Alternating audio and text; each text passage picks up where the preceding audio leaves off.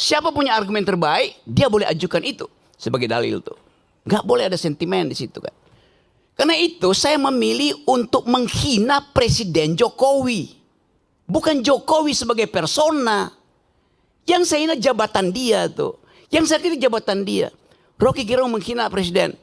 Loh, presiden bukan orang, presiden itu fungsi, jabatan. Presiden ada martabat. Presiden tidak punya martabat. Presiden itu disebut bermartabat ketika dia menjalankan fungsi sebagai raja. Karena tubuh publiknya menyatu dengan tubuh privat. Martabat itu hanya ada pada orang berikan, itu disebut human dignity. Dignitasnya pada manusia. Itu satu frasa. Human dignity. Saya menghargai manusianya, bukan jabatannya. Itu yang mesti jelas di kita tuh. Karena itu saya heran, kenapa kalau saya memaki-maki presiden, saya diomelin. Kenapa orang yang memuji-muji presiden tidak diomelin? Kan dua-duanya deskripsi. Memuji dan memaki itu dua-duanya kualitas yang sama derajatnya. Pujian jadi pujian karena ada yang memaki. Makian jadi makian karena ada yang memuji itu. Bifurkasi itu yang mau saya terangkan. Saya terangkan sebagai dosen ya. Poin itu tuh. Jadi kalau saya kasih kritik betul-betul metodologis. Apakah saya benci pada Presiden Jokowi? Enggak. Kaisang menikah. Saya diundang oleh keluarga Jokowi. Di mana? Anies telepon dari Jogja. Rok, lu di mana Rok? Kenapa? Gue ini udah 3 jam nggak bisa ketemuin Jokowi itu. Karena mesti ngantri. Gue bilang gue diundang malam hari ya. Bisa langsung masuk tuh. Nggak ada problem. Gibran datang ke rumah saya. Om Rocky saya mau belajar. Duduk di situ lu kalau mau belajar tuh. Kasih saya kritik Om Rocky. Dengar saya kritik. Siapa yang saya kritik? Bobi Nasution saya kritik. Sebagai apa Om? Sebagai gubernur. Anda belum saya kritik karena belum jadi wali kota. Belum jadi wakil presiden. Pada waktu itu dia adalah wali kota. Saya kritik yuk. Dia ngaku bahwa setiap Sabtu berbagai macam menteri datang ke dia kasih duit supaya Solo. Saya bilang, you koruptor tuh. Saya kasih kritik. Dia gak marah. Karena saya terangkan saya kritik kamu karena saya tanya, you datang sebagai apa? Sebagai wali kota? Ya mendua Om. Saya juga datang karena saya bosan ikut kuliah-kuliah di sekolah PDIP. Dia bilang begitu.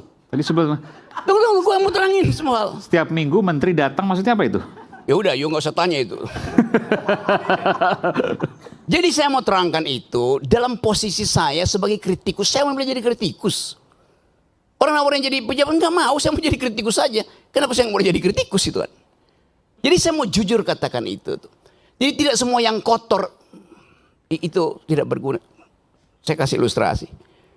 Satu waktu saya naik ke Himalaya, Gunung Himalaya. Di ketinggian kira-kira 5.000 meter, 5.500. Saya kehilangan orientasi. Suhu udah turun minus 20. Pos terakhir itu saya tinggalkan 3 jam. Nggak dapat lagi tea house untuk nginep tuh. Bayangin minus 20.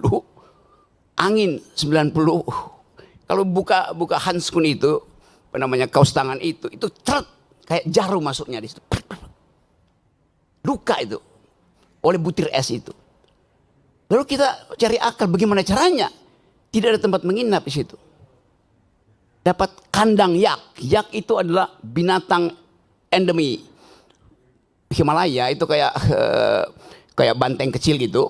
Kalau banteng gede adanya di di tempat Bu Mega. Ini banteng kecil, rambutnya panjang. Kita kumpulin kotorannya, tai yak itu. Saya tidur di situ tuh. Kotoran itu berguna untuk menyelamatkan saya tuh. Tidak semua yang najis itu tidak berguna. Apalagi dalam politik itu kan. Yang sepenuhnya adalah najis itu kan. Jadi saya mau terangkan itu dalam upaya untuk membekali negeri ini.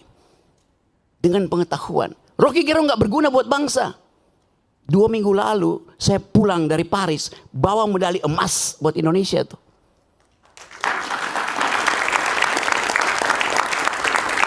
Apa dibiayai oleh negara? Tidak ada dibiayai oleh negara. Kita cari uang sendiri itu. Yang dibiayai negara itu justru diambil oleh menteri-menteri yang datang di situ dengan tagline Olimpik, padahal saya tahu dia nggak punya cabang olahraga. Lalu saya puji Jokowi dari situ. Terima kasih Pak Jokowi Karena memungkinkan saya membawa pulang medali emas tuh. Saya dibully di sini. Ngapain lu puji-puji Jokowi, Rok? Gue bilang, sorry ya. Dia presiden saya ketika saya ada di luar negeri yang menang Indonesia. Saya ikut upacara bendera. Kenapa saya nggak mau bilang terima kasih pada Jokowi? Kan itu yang kita sebut value. Kejujuran dalam berpolitik. Gitu kan. Saya nggak punya hal. Nggak punya masalah lain dengan pemerintah. Saya punya masalah dengan kebijakan yang mereka buat. Yang sebut kebijakannya itu dungu. Buktikannya sebaliknya kan. Bahkan saya bilang pada waktu itu, Jokowi sebagai presiden adalah bajingan tolol. Satu, PDIP marahin saya, dilaporin ke polisi. Saya kasih kuliah di Jogja, saya dilemparin botol di kepala saya tuh. Saya bilang, kenapa kalian marah? Saya cuma terangkan itu supaya kalian tahu bahwa yang saya kritik kebijakannya presiden, bukan Jokowinya ansih. As a person, nggak ada urusan saya dengan. Saya berbaik-baik dengan Pak Jokowi sebagai manusia, dengan Pak Prabowo, dengan Pak SBY segala macam tuh. Zaman SBY saya paling keras kritik beliau tuh. Sekarang tiap minggu saya diskusi tentang politik global dengan SBY, nggak ada soal. Jadi saya mau pisahkan antara mental seorang yang mampu untuk memisahkan pengetahuan dia tentang kebijakan dan penghormatan dia pada persona. Itu dasarnya tuh. Jadi sekali lagi, saya tetap akan kasih kritik. Apapun itu hak saya. Dan tidak mungkin saya dipidana kalau saya caci maki Jokowi atau saya muji Jokowi. Pasal itu nggak ada lagi. Tidak ada pasal penghinaan presiden. Udah hilang. Siapa yang hilangin? Saya berjuang dari zaman 98 di LBH untuk hilangkan pasal itu. Jadi kalau tanya kenapa Anda caci maki? Pasal itu nggak ada. Kenapa saya yang kita di LBH Buyung Nasution. Saya penasihat ahli Buyung Nasution dalam soal-soal untuk membereskan demokrasi kita. Jadi dari 98 saya tahu akal pikiran tentang perubahan konstitusi itu. Anda caci maki aja. Nggak akan Anda dipidana tuh.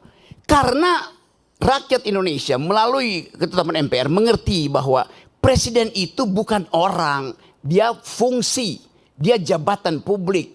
Tidak boleh dilekatkan pada dia prinsip-prinsip pada hukum pidana. Nggak bisa. Yang tidak boleh kita caci maki adalah manusia di dalam keadaan pertemanan atau Anda kenal. Orang yang nggak kenal Anda caci maki, dia nggak bakal tersinggung. Demikian juga dalam perdebatan. Debat itu adalah kemampuan untuk mengolah argumentasi itu. Itu aja. Sebagai dosen, saya mengajar dari S1 sampai S3. Ayo bayangin coba. Dengan metodologi yang sama itu. Cara berpikir. Jadi bagi saya nggak ada soal itu. Saya akan terus kasih kritik. Saya akan terus kasih argumen. Tapi saya mencintai bangsa ini. Negeri ini saya cintai itu. Yang saya nggak cintai adalah politisi busuk.